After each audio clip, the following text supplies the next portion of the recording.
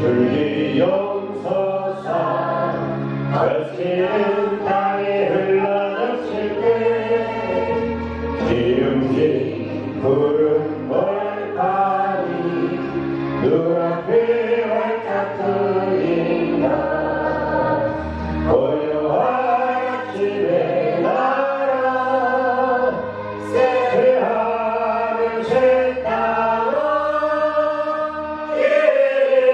예고지 않는 인류에 베풀되어 가라. 아멘. 이 시간 이동영 안주 집사님 기도하시겠습니다. 빛나고 높은 보좌와 그 위에 앉으신 주 예수 얼굴 영광이 해같이 빛나네. 아멘. 할렐루야. 우리들의 찬양 종기 영광 받으시기에 합당하신 주님 높이 찬양 드립니다. 세상에 흩어져 살 동안에 저희들 주님을 얼마나 기쁘게 해드렸는지요.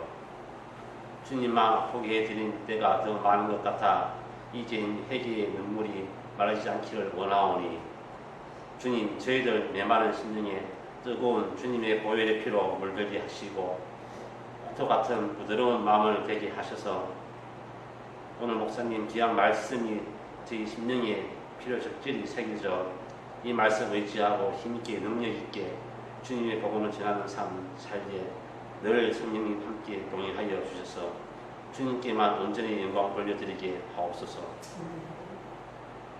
태풍이 필요 적절한 때에 불기하시어 다치고 무너지고 부서져 아픈 마음 있는 자 있습니다.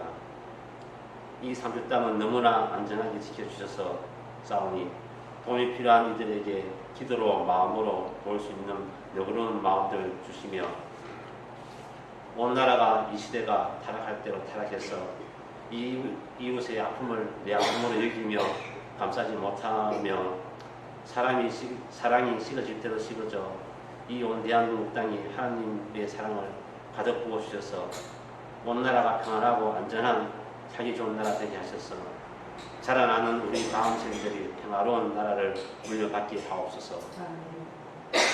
오늘 이 시간 거룩하신 주님의 성령이 이 자리에 충만히 함께 해주셔서 저희들의 예배를 기쁘게 받아 주시옵소서. 우리들의 죄를 친히 감당하시고 십자가에 들어가셨다가 사흘 만에 부활하신 예수님의 이름으로 기도드렸습니다. 아멘.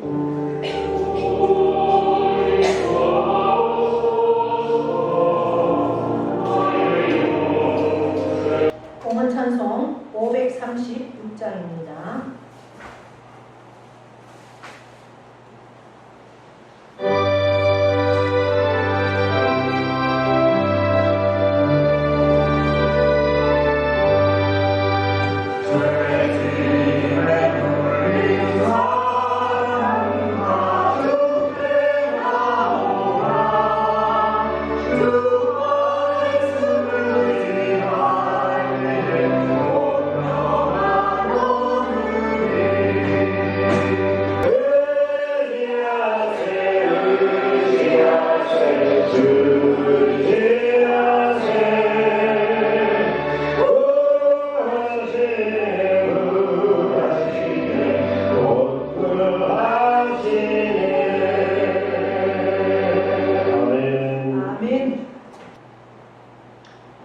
우리의 모든 생사 화복을 주관하시고 나보다 나를 더 잘 아시는 하나님, 그 하나님이 우리의 아버지가 되심에 참으로 감사와 영광과 존귀를 올려드리며 우리의 모든 삶을 인도하시고 주관하셔서 우리에게 일터를 주시고 귀한 소득을 주신 하나님을 찬양합니다.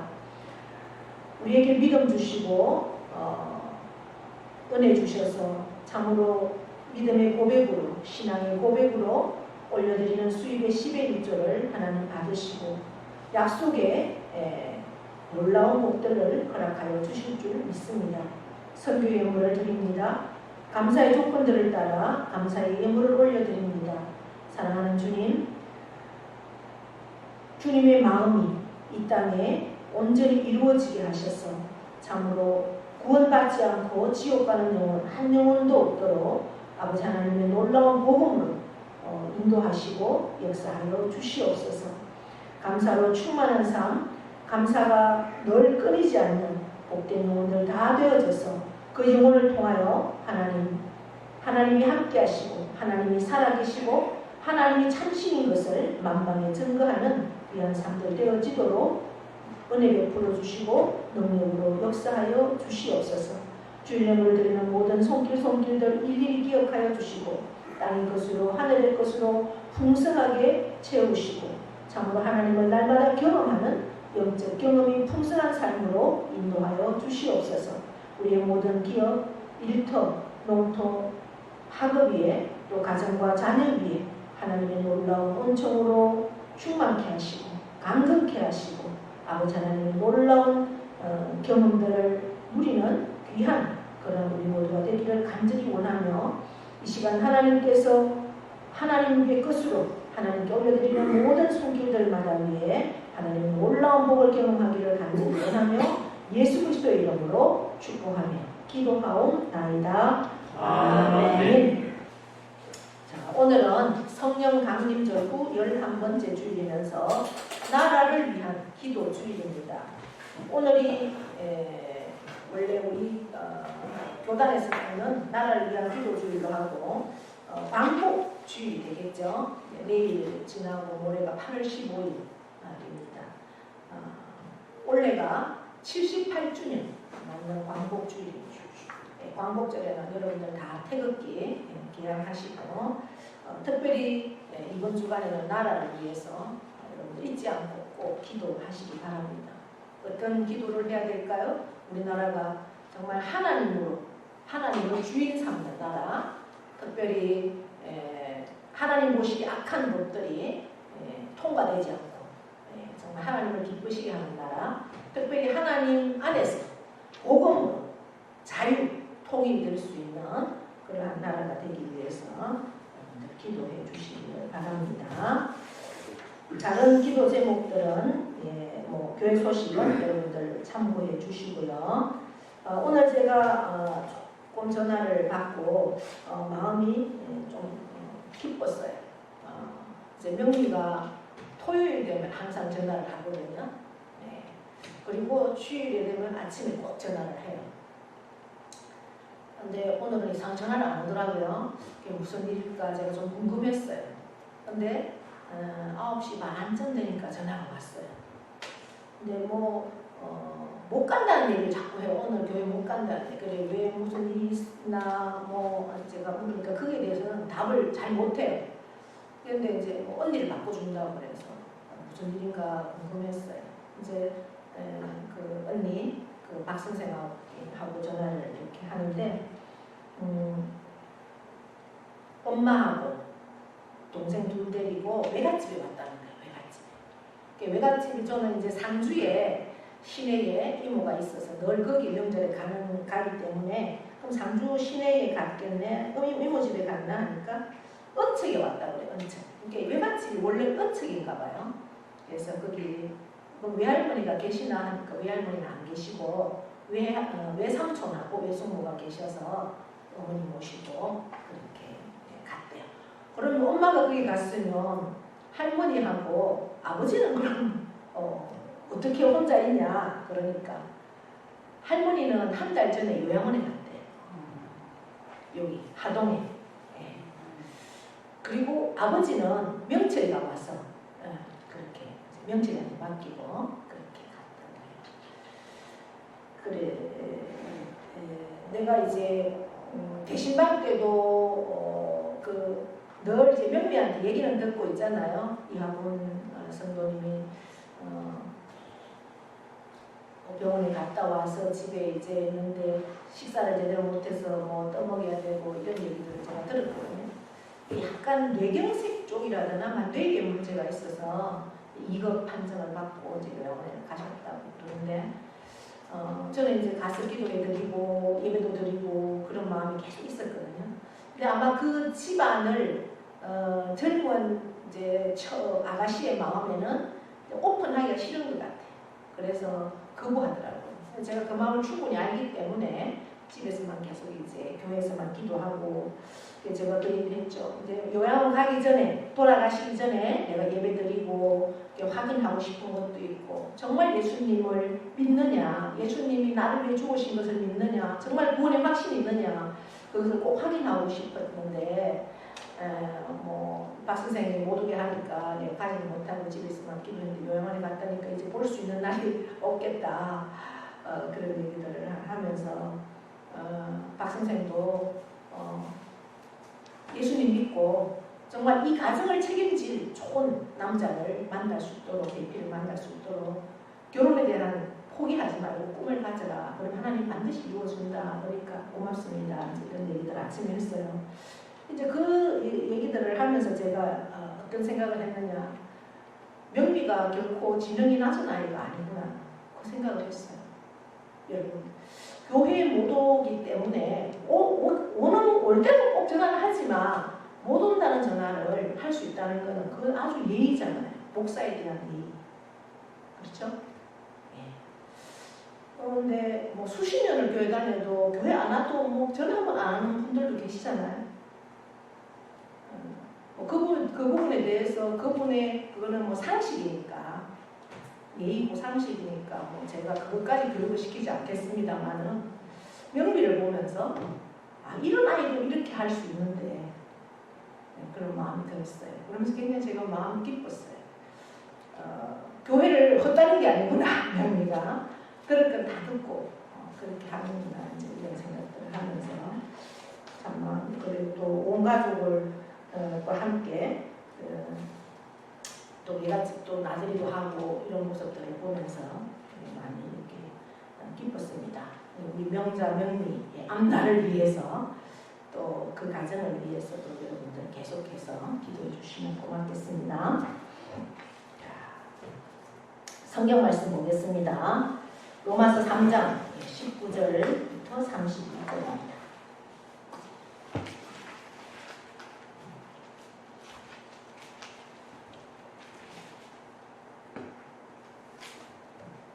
좀 길죠? 교도가도록 합니다. 우리가 알거니와 무릇 율법이 말하는 바는 율법 아래에 있는 자들에게 말하는 것이니 이는 모든 입을 막고 온 세상으로 하나님의 심판 아래에 있게 하려 합니다. 그러므로 율법의 행위로 그 앞에 의롭다 하심을 얻을 육체가 없나니 율법으로는 죄를 깨달은 이니라. 이제는 율법 외에 하나님의 한 의가 나타났으니 율법과 선지자들에게 증거를 받은 것이라. 곧 예수 그리스도를 믿음으로 말미암아 모든 믿는 자에게 미치는 하나님의 의인이 사멸이 이르니라. 모든 사람이 죄를 범하였음에 하나님의 영광에 이르지 못하더니 그리스도 예수 안에 있는 성령으로 말미암아 하나님의 은혜로 값없이 의롭다 하심을 얻은 자 되었느니라. 이 예수를 하나님이 그의 피로써 믿음으로 말미암는 화목제물로 세우셨으니 이는 하나님께서 길이 참으시는 중에 전에 지은 죄를 간과하심으로 자기의 의로우심을 나타내려 하심이니 곧 이때에 자기의 의로우심을 나타내서 자기도 의로우시며 또한 예수 믿는 자를 의롭게 하려 하시니라. 그런즉 자랑할 데가 어디냐 있을 수가 없느니라. 무슨 법으로나 행위로냐 아니라 오직 믿음의 법으로니라. 그러므로 사람이 의롭다 하심을 얻은 것은 율법의 행위에 있지 않고 믿음으로 되는 줄 우리가 인정하노라. 하나님은 다만 유대인의 하나님이시냐 또한 이방인의 하나님은 아니시냐 진실로 이방인의 하나님도 되시느니라. 할례자도 믿음으로 말미암아 또한 무할례자도 믿음으로 말미암아 의롭다 하실 하나님은 한 분이시니라. 함께 있습니다. 그런즉 우리가 믿음으로 말미암아 율법을 파괴하느냐 그럴 수 없느니라. 너희가 율법을 굳게 세우느니라. 아멘. 명령 선포하겠습니다. 명령 선포. 우리가 명령하고 선포하는 것은 그대로 이루어 주실 줄 믿고 우리가 함께 선포합니다. 시작. 있을지어다 그대로 되리라. 하나님 보시기에 좋아하라. 잘 되리라. 더 잘 되리라. 갈수록 더 잘 되리라. 감사합니다. 더 감사하라. 감사하면 이제들이 일어납니다. 아멘. 할렐루야. 네. 옆에 분과 인사합니다. 오늘도 우리는 이겼습니다. 네. 오늘도 예배 자리에 나온 여러분 네, 사랑합니다. 그리고 축복합니다. 믿음의 법 이런 제목을 정했는데 오늘 우리가 성경 말씀 19절 위에 보니까 하나님의 의 이렇게 적혀있죠. 이 의를 어떻게 얻을 수 있을까에 대해서 한번 살펴봅니다. 로마서는 어떤 책이라고 제가 로마서를 시작할 때 말씀드렸죠. 로마서는 변화의 책이다라고 말씀을 드렸습니다. 로마서를 읽고 많은 사람들이 변화가 되어서 역사를 변화시켰던 그러한 책이 로마서입니다.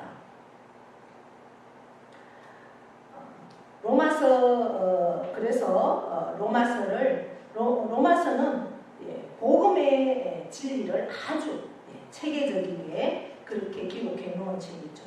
그래서 복음을 가장 선명하게 체계적으로 설명한 책이 로마서이기 때문에 로마서가 굉장히 귀하고 로마서를 읽음으로써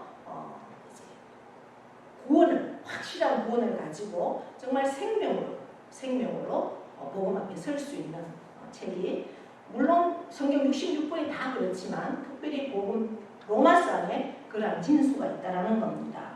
그래서 로마서의 주제는 오직 은혜로만 구원을 주시는 하나님의 복음이라는 것이 주제가 됩니다.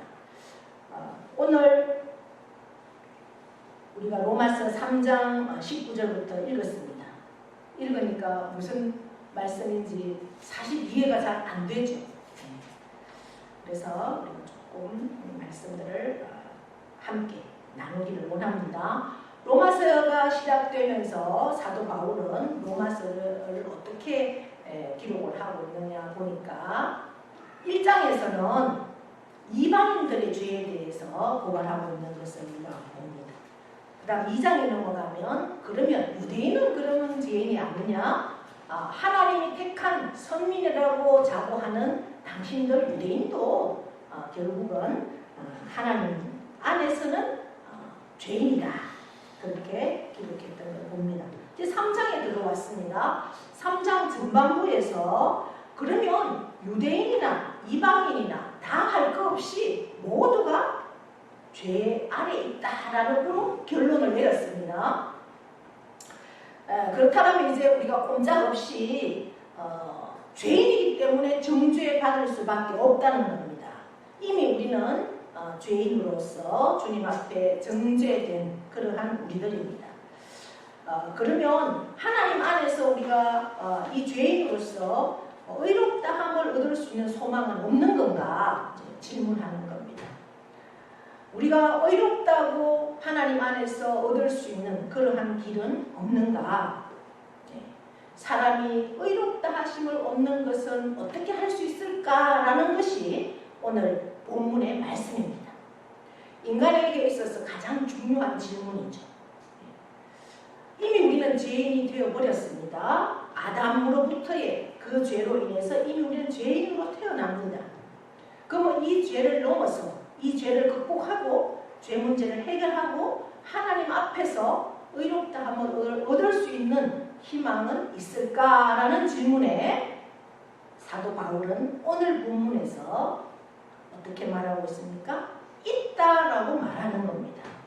그런데 그 있다라고 말하기 전에 그렇게 의롭다함을 얻을 수 있지만 율법의 행위로는 어떻게 가능하지 않다라는 전제 조건을 밝힙니다. 사람이 의롭다함을 얻는 것은 율법을 지키려는 행위로서는 가능하지 않다라고 선언하고 있죠. 그 말씀이 오늘 20절 말씀입니다. 그러므로 율법의 행위로 그의 앞에 의롭다 하심을 얻을 육체가 있다 없다? 없나니 율법으로는 죄를 깨달음이니라. 율법이 할 수 있는 것은 뭐예요? 죄를 깨닫는 그것만 할 수 있다고 했습니다. 여러분 지난 시간에 율법을 모르는 사람은 무엇으로 자기의 죄를 깨닫는다고 했습니까? 양심으로 깨닫는다고 했죠. 그래서 하나님을 모르고 복음을 모르는 자들은 양심의 법에 따라서 심판을 받는다는 겁니다. 우리가 예수님이 재림하고 그 이후에는 반드시 심판이 있습니다. 이 땅이 끝이 아니라고 했습니다. 예수님을 알던 사람이든 모르던 사람이든 구원받은 백성이든 구원받지 않은 백성이든 모두가 심판대 아래 섭니다. 그때 그러면 우리가 그런 많은 질문을 했습니다. 저는 그런 질문을 많이 했습니다. 복음이 들어오기 전에 정말 예수님에 대한 그 복음을 전혀 듣지 않은 그러한 우리 조상들은 어떻게 될까요? 그거는 양심의 법에 따라서 하나님께서 심판하신다고 그렇게 말씀하고 있다는 겁니다.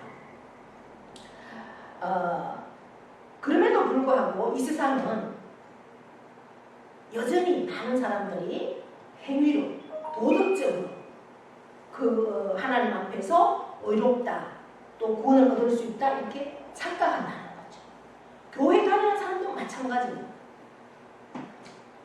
야고보서에 보면 야고보는 어떤 말을 하고 있는가? 율법을 거울과 같다 이렇게 표현합니다. 율법을 거울과 같다. 여러분 오늘 아침에 일어나셔서 가장 먼저 뭘 하셨습니까? 보통 우리가 일어나서 할 수 있는 게 가장 먼저 거울을 보지 않습니까? 거울을 보고 어쨌든 이렇게 만지고 또 움직이죠. 그런데 거울을 보지 그러면 그 거울을 보면 어떻습니까? 아 내가 머리가 이러네, 뭐 눈곱도 끼었네. 예, 자기 모습, 추한 모습이 거울을 통해서 보고 고치게 되죠. 외적으로 그것을 느끼게 됩니다. 그런데 거울을 보지 않으면 어떻습니까? 눈곱도 그대로인 채로, 예, 뭐 머리도 엉망인 채로 그냥 막간이잖아요. 왜? 자기 모습을 모르니까. 율법은 그거와 같다라고 하는 겁니다. 그래서 거울은 우리의 그 외적인 모습만 보여주는 거죠. 만약에 거울이 우리의 외적인 모습이 아니고 우리의 마음까지도 다 보여주면 어떨까요? 거울을 보면 내 속에 있는 것들이 다 보인다. 내 생각, 내 욕망, 그죠? 뭐 어떤 아주 더러운 그런 찌꺼기 같은 그러한 내 속에 있는 것들이 다 적나라하게 거울이 보여준다면 그 거울 앞에 섰을 때 우리는 뭘 느끼겠습니까? 마찬가지로 우리가 성경을 진지하게 본다는 것은 거울 앞에 서는 것과 같다는 겁니다. 우리가 성경을 정말 성령님을 의지하면서 이 말씀을 읽을 때 이 성경 속에서 내 모습이 나타난다는 겁니다. 여러분 그렇지 않던가요? 성경을 성령 안에서 진지하게 읽을 때 이 성경 속에서 내 모습이 나타납니다. 그래서 나를 발견하고 내가 이 말씀 앞에 이대로 살지 못한 것을 철저하게 회개하고 오늘 우리 이동영 아주입자님도 그렇게 기도하던데요. 내가 말씀대로 살지 못한 것을 너무나 회개한다. 그래서 다시 그 말씀 앞에 우리는 회개하고 그 말씀대로 살려는 몸부림을 칠 수 있다는 겁니다. 그래서 성경을 읽을 때마다 또 오늘 이 시간 우리가 말씀을 들을 때마다 우리는 그 말씀 앞에 내가 죄인된 것을 발견하게 된다는 겁니다. 그런데 율법이 없다면 또 양심의 율법이 없다면 우리는 그러한 것들도 깨닫지 못한다는 거죠.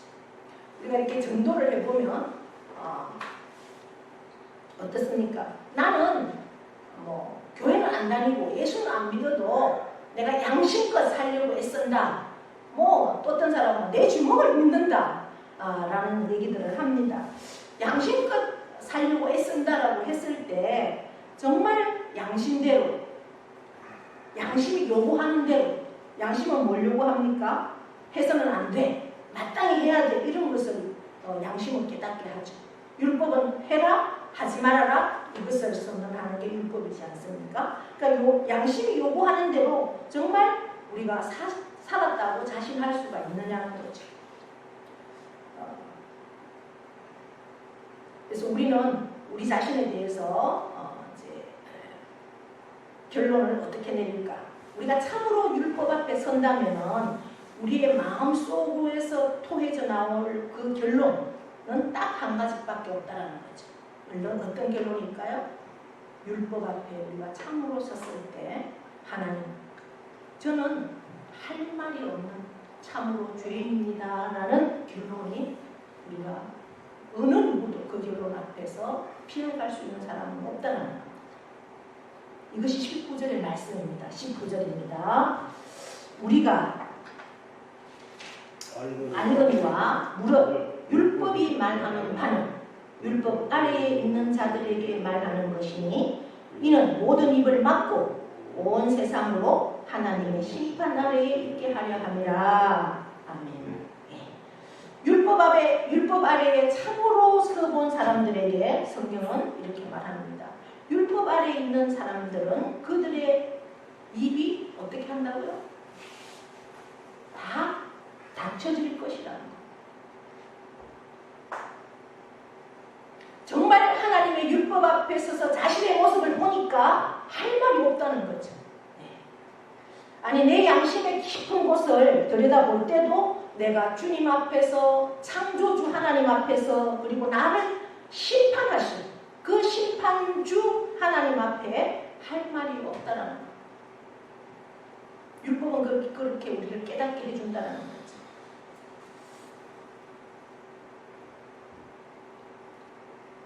그렇게 성경은 자신의 행위로서는 의롭다함을 얻을 수가 없다라고, 불가능하다 이렇게 선언합니다. 그런데 그러면 어떻게 우리가 하나님의 의롭다 하심을 얻을 수 있는가? 그것은 오직 하나님의 은혜를 통해서 가능하다라고 선언하고 있습니다. 율법을 지키려는 사람의 어떤 노력도, 어떤 최선의 그 노력도 여전히 부족합니다. 그 말씀 23절에 잘 기록되어 있습니다. 23절. 그러므로 23절 모든 사람이 죄를 범하였음에 하나님의 영광에 이르지 못하더니. 아멘. 하나님의 영광에 이르지 못한다. 모든 사람이 죄를 범하였기 때문에 하나님의 영광에 이르지 못한다. 이 영광을 어떻게 정의했느냐? 한 신학자는 하나님의 완전하심이다 이렇게 정의했습니다. 하나님의 영광에 이르지 못하는 것은 완전하신 하나님 앞에 우리가 한번 서보십시오. 하나님은 완전하십니다. 조금의 어두움도 용납될 수가 없는 완전하시고 거룩하시고 절대자이신 하나님 앞에 어떤 인간이 도달할 수가 있겠습니까? 그래서 성경은 모든 사람이 죄를 범하였음에 하나님의 영광에 이르지 못한다. 그렇다고 해서 우리가 희망이 없습니까? 아닙니다. 희망이 있습니다. 그것이 뭘까요? 바로 복음입니다. 할렐루야. 네, 하나님의 은혜로는 가능하다라는 겁니다. 이 복음의 소식이 21절부터 쭉 기록이 되어 있습니다. 21절. 이제는 율법 외에 하나님의 한 의가 나타났으니 율법과 선지자들에게 증거를 받은 것입니다. 아멘. 한 의가 나타났다. 이렇게 기록합니다. 이제는이라고 시작합니다. 그런데 원문에서는 그 앞에 그러나라고 기록됩니다. 그러나 이제는 율법으로는 우리가 불가능하지만 그러나 이제는 율법 외에 하나님의 한 의가 나타났다. 한 의가 누굴까요? 뭘까요? 예수 그리스도. 바로 복음이죠. 예, 맞습니다. 율법의 행위로는 의롭다 하시고 얻을 육체는 하나도 없다. 그러나 이제는 율법 외에 율법을 지켜서 의롭다 함을 얻을 수가 없는 인간들에게 율법이라는 그 방편이 아닌 다른 방법으로 죄사함을 받고 하나님 앞에 의롭다 함을 얻을 수가 있는 놀라운 길이 열렸다는 사실이라면 이것이 바로 복음, 복된 소식이 아닐까요? 할렐루야. 이 복음은 그러면 뭐냐? 이 복음이 뭐냐? 다음 절 22절 복음이 뭔가? 곧 예수 그리스도를 믿음으로 말미암아 모든 믿는 자에게 미치는 하나님의 의인이 차별이 없느니라. 아멘. 할렐루야. 이 말씀은 율법을 통해서 가능하지 않았던 의롭다함이 누구를 통해서? 예수 그리스도라는 분을 통해서 가능하게 되었다라는 겁니다. 그것이 어떻게 가능할 수 있습니까? 24절이 그것을 말하고 있습니다. 24절. 그리스도 예수 안에 있는 속량으로 말미암아 하나님의 은혜로 값없이 의롭다 하심을 얻은 자 되었느니라. 아멘. 여러분, 예수 그리스도 안에 있는 속량으로 말미암아 우리는 의롭다함을 얻을 수 있다라고 말합니다. 속량. 속량은 어떤 뜻일까요? 속량. 대신 값을 치르고. 그렇죠. 값을 치르고 대가를 치르고 어떤 대가입니까? 예수 그리스도가 우리를 위해서 그 대가를 치르고 샀다는 겁니다. 네. 예전에는 사람도 사고 팔았습니다. 우리나라는 뭐 그런 게 있었는지 잘 모르겠지만 외국에는 그런 게 많았습니다. 나 같은 죄인 살리심 늘 작곡한 존 뉴턴도 사실은 노예를 사람을 팔고 샀던 그러한 사람이었어요. 그러나 복음이 예수 그리스도를 만나고 그가 회개하고 새 사람이 되어서 이제 정말 자기를 고백하는 찬양이 나 같은 죄인 살리심 그러한 고백입니다. 사람을 우리가 시장에 가면 동물들을 많이 가지고 나와서 팔잖아요. 닭도 가지고 나오고 개도 가지고 나오고 여러 동물들을 가지고 나와서 팝니다. 소도 가지고 나오고. 그러면 쭉 둘러보고 이 소가 이 개가 이 닭이 마음에 들면 내가 그걸 사가지고 가잖아요. 사람도 똑같이 그랬습니다. 노예 시장이라고 사람들을 노예로 쭉 해놓고 이제 내가 노예가 필요한데 마음에 들어 얼마죠? 돈을 주고 사갑니다. 그래서 그 집에서 평생 생명을 다할 때까지 노예로 살죠. 그런데 누군가가 나타나서 내가 저 노예를 사겠소. 그럼 돈을 주니까 팔겠죠. 그리고 사가지고 가서 이제 당신은 오늘부터 해방이야. 자유의 삶을 살아. 그래서 놓아준다면 그때부터 해방이 되는 거잖아요. 그게 바로 속량이라는 겁니다. 2절의 성경은 구속이라는 단어를 썼죠. 구속이라는 단어가 바로 속량이라는 단어입니다. 예수 그리스도는 우리를 위해서 얼마의 값을 지불했습니까? 나를 사기 위해서. 내 죄를 나를 사기 위해서 예수님의 생명의 값을 치렀죠. 우리로 봐서는 은혜고 선물이지만 하나님은 그러한 예수님의 생명의 값을 치르고 우리를 샀다라는 겁니다. 그래서 24절에 그 값으로 말미암아 하나님의 은혜로 값없이 우리는 값이 없지만 하나님은 그 예수님의 생명의 값으로 우리를 어떻게 했다고요? 의롭다 하심을 얻은 자 되었느니라. 할렐루야. 네.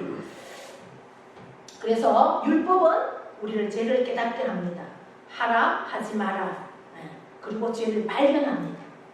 거기까지밖에 율법을 할 수 없다는 거죠. 그런데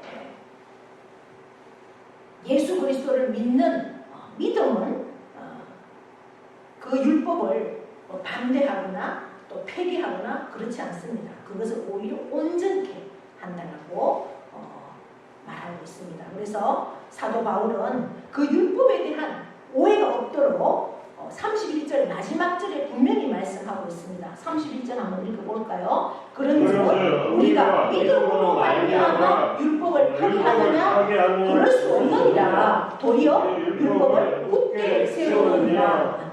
우리가 믿음으로 믿음으로 살아갈 때 율법을 오히려 세운다라고 말합니다. 왜냐하면 예수님을 믿음으로 우리가 죄사함을 받을 뿐 아니라 우리가 의롭다함을 얻었기 때문에 결국 율법이 요구하는 것은 거룩해라, 의롭다함이 우리 어디에서 삶 속에서 이루어질 수가 있다면 율법의 요구가 나의 행위를 통해서가 아니라 그리스도를 통해서 이루어질 수가 있다는 그러한 놀라운 사실이라는 거예요. 나의 행위를 통해서가 아니라 그리스도를 통해서 이루어질 수 있다는 거죠. 그런데 세상은 어떻습니까? 세상의 모든 종교는 또 도덕은 인간의 행위를 통해서 이것을 요구한다는 겁니다. 우리가 해야 할 것은 우리가 하지 말아야 할 것을 몰라서 못하는 것이 문제가 아닙니다. 우리가 뭘 해야 되는지 압니다. 그런 아는데도 불구하고 하지 말아야 할 것을 합니다. 또 해야 할 것을 하지 않습니다. 그런데도 이러한 죄를 예수님께서 다 짊어지시고 십자가에서 피 한 방울 안 남기시고 그 보혈을 흘려주심으로 말미암아 우리가 값없이 그 보혈 예수 그리스도 그 십자가와 부활을 믿음으로 우리는 죄사함을 얻을 수가 있었다는 겁니다. 이것이 전적인 하나님의 은혜입니다. 그래서 24절에 다시 한번 제가 설명을 다 했지만 보시면 예수 안에 있는 그 속량 그것으로 말미암아서 우리는 죄사함과 의롭다함을 얻었습니다. 우리는 아무런 대가를 치르지 않았지만 값비싼 대가를 하나님께서 이미 지불해 놓으셨다는 거죠. 이 사실을 우리는 잊으면 안 되겠다는 겁니다. 그러면서 그 다음 절에는 25절에는 이 예수를 하나님이 그의 피로써 믿음으로 말미암는 화목 제물로 세우셨으니 이는 하나님께서 길이 참으시는 중에 전에 지은 죄를 간과하심으로 자기의 의로우심을 나타내려 하시니 아멘. 네. 예수 그리스도의 피로 인하여 믿음으로 말미암는 화목제물로 세우셨다. 이 말씀처럼 바로 예수님의 그 피로 인해서 피를 흘려주심으로 우리의 죄를 짊어지시고 십자가에서 보혈을 흘려주심으로 값비싼 대가를 담보로 근거로 해서 우리에게는 값없이 예수님 앞에 온 순간 죄사함을 얻고 뿐만 아니라 의롭다 함도 얻었다는 사실입니다. 이것은 누가 한 일입니까? 예수. 그렇죠. 바로 하나님이 하신 일입니다. 하나님이 하신 일에 예수님은 순종하는 거겠죠. 이 하나님이 하신 일입니다. 내가 한 일이 아닙니다. 하나님이 나를 위해서 십자가를 통해서 그리스도 예수를 통해서 해놓으신 일이라는 겁니다. 그러기에 구원은 철저하게 내가 하는 겁니까? 하나님의 행위로 구원은 얻을 수가 있다는 사실입니다. 도덕적으로나 세상의 종교, 모든 종교는 인간의 행위에서 기초에서 시작된다 이렇게 말하지만 우리 기독교의 복음은 하나님이 하셨다는 사실입니다. 할렐루야. 네, 그 사실을 늘 기억하시고 정말 나는 구원 얻었는가 라는 사실을 늘 점검할 수 있기를 바랍니다. 오늘 본문에서 복음은 율법으로 불가능했던 그 의롭다함이 하나님의 은혜로 어떻게 할 수 있다고요? 가능하다. 우리에게 분명히 증거합니다. 그러면서 오늘 본문에서 이 중요한 결론을 우리에게 강조합니다. 이 예수 그리스도를 믿음으로써만 우리가 의롭다함을 얻을 수가 있다. 그것을 22절, 26절 그리고 28절에서 계속적으로 사도 바울은 강조하고 있습니다. 우리가 3장을 살펴보는데 마틴 루터 종교개혁을 한 마틴 루터가 로마서를 공부하던 중에 이제 이 3장을 공부하면서 마틴 루터는 가톨릭의 사제 수도자였습니다. 그러면서 이 3장을 공부하면서 가톨릭이 요구하는 그 모든 수행, 그래서 마틴 루터는 가톨릭의 그 수행을 하기 위해서 무릎을 꿇고 무릎으로 발이 아니라 무릎으로 그 계단을 오르락내리락 갔던 그러한 수행을 했죠. 여러 수행을 통해서도 마음속에 참 평안이 없었습니다. 그런데 루터는 로마서를 공부하면서 1장에서 깨집니다. 자신이. 그리고 2장을 읽고 3장을 읽고 특별히 3장 28절에 도착해서 그는 이 말씀에서 28절 그러므로 사람이 어렵다 하심을 얻는 것은 율법의 행위에 있지 않고 무엇에 있다고요? 믿음으로 되는 줄 우리가 인정하노라. 아멘. 이 말씀 앞에 믿음으로라는 이 말씀 앞에 무엇을 더 첨가하느냐? 오직 믿음이라는 단어를 더 붙여서 그가 읽습니다. 율법의 행위에 있지 않고 사람이 어렵다 함을 얻는 것은 오직 믿음으로 되는 줄 인정한다라고 그렇게 읽습니다. 그래서 오직 믿음으로 되는 줄 우리가 인정한다. 하나님의 은혜를 통해서 예수 그리스도를 오직 믿음으로 말미암아 우리가 주 앞에 어렵다함을 얻을 수가 있다는 놀라운 사실이 가능하게 된 것입니다. 그러면 믿음이라는 것이 뭘까? 믿음은 하나님의 의다. 이렇게 19절 위에 타이틀이 하나님의 의 적혀있죠. 믿음은 하나님의 의라는 말을 했는데요. 의가 뭘까? 의는 바로 예복과 같다는 겁니다. 예복. 우리 주님께서 우리가 받는 그 구원의 사건을 설명할 때 결혼잔치에 참여하는 것을 비유한 것을 우리가 읽게 됩니다. 어떤 사람이 이제 결혼의 잔치에 참여하려고 하는데 지금은 우리가 그냥 깨끗한 옷 입고 참여할 수 있죠, 결혼에. 그러나 예수님 시대에는 예복을 입고 가야지만 결혼잔치에 들어갈 수가 있습니다. 그런데 그 예복이 없어서 들어가려고 하는데 거절당했습니다. 이 잔치에 참여하려는 사람은 들어가기 전에 자기의 더러운 옷을 다 벗어야 합니다. 그리고 이 잔치 석상에 합당한 예복을 입어야 합니다. 우리도 하나님과 교제하기 위해서는, 하나님 나라에 들어가기 위해서는 하나님이 우리에게 요구하시는 합당한 의가 있어야 합니다. 주님의 나라에 들어가기 위해서 주님 앞에 온 사람마다 주님께서 우리를 위해서 먼저 행하시는 일이 있습니다. 그것은 바로 죄사함이라는 거죠. 우리가 예수님 안에서 죄사함을 받는 사람만이 하나님 나라에 들어갈 수 있다는 거예요. 잔치 석상에 온 사람이 그 헌옷, 더럽혀진 옷을 벗는 것과 같습니다. 죄사함이라는 것은 이 헌옷을 벗은 사람들에게 주인은 예복을 줍니다. 선물로. 그리고 그 잔치에 참여할 수 있도록 예복을 준다는 거죠. 그 선물은 값없이 받는 겁니다. 그 주인은 값없이 그 예복을 선물로 줍니다. 더럽혀진 옷을 벗을 뿐만 아니라 아름다운 예복을 입고 잔치에 참여할 수 있는 그 광경을 한번 상상해 보십시오. 주님 앞에 나온 사람마다 우리를 예수님의 그 보혈로 씻어서 우리의 죄를 다 사해 주실 뿐만 아니라 하나님께서는 우리에게 의의 예복을 선물로 주시는 겁니다. 예복은 의, 하나님의 의를 상징합니다. 믿음이란 예복을 그냥 받는 손과 같은 겁니다. 손. 뭐 어떤 자랑은 어떤 공로가 아닙니다.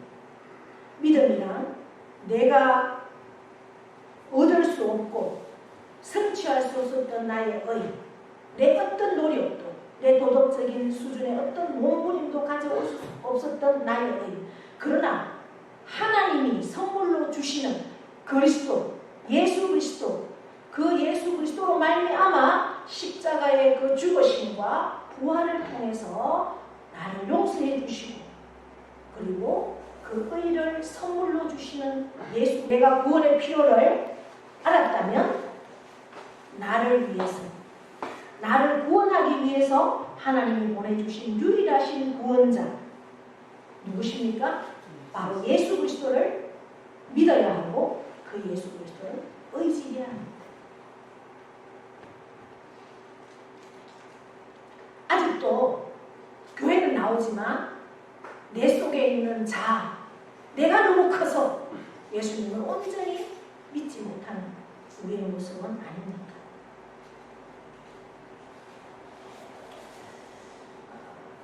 왜 예수 그리스도에 대한 감격이 없을까요?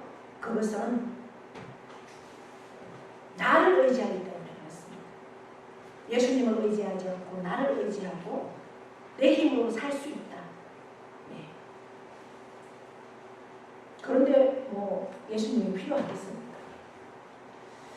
아마 예수 그리스도에 대한 감격은 우리가 물에 빠졌을 때 내가 나를 어떻게든 나갈 수 있다고 생각하면 뭐 구조자가 필요하겠습니까?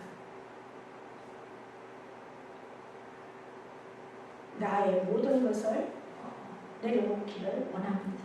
나는 하나님 예수 그리스도 그 보혈이 아니면, 그 십자가가 아니면, 예수 그리스도의 그 부활이 아니면 나는 아무런 희망이 없다.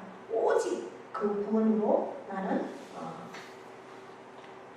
일어설 수 있다. 예수 그리스도를 향해서 나의 구원주, 유일하신 나의 구원주, 구세주, 그 예수 그리스도를 향해서 주님만 믿습니다.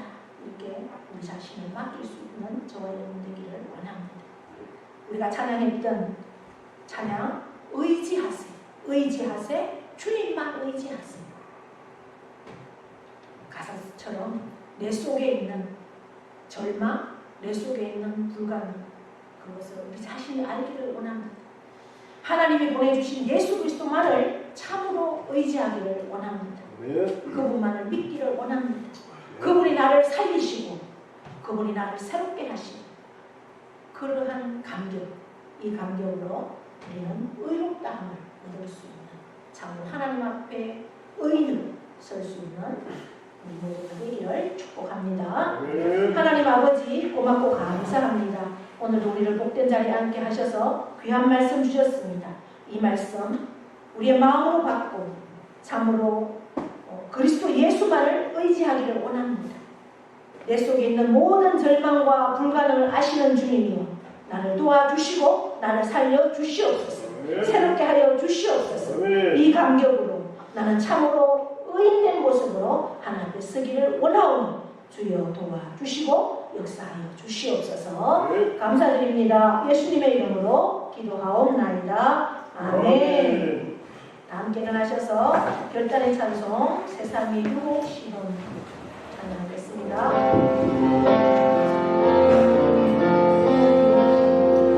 세상의 유혹 시험이 내게 몰려올 때에 나의 힘은 그 같은 모두 이길 수 없네. 거대한 폭풍 가운데 위축된 나의 영혼, 어찌할까를 몰라 헤매이고 있을 때 그 찬양 손을 들고 전쟁은 하나님께 속하는 자니 그 찬양